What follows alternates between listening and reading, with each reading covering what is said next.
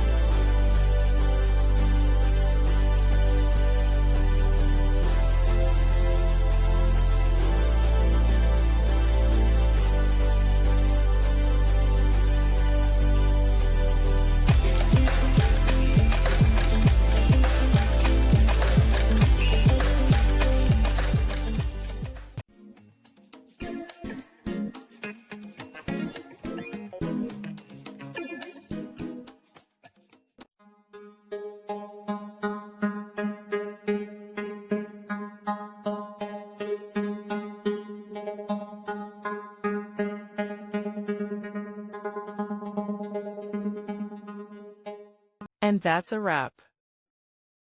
I hope you found the answer you were looking for.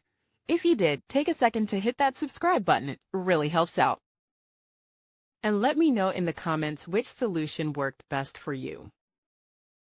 See you next time in the debug zone.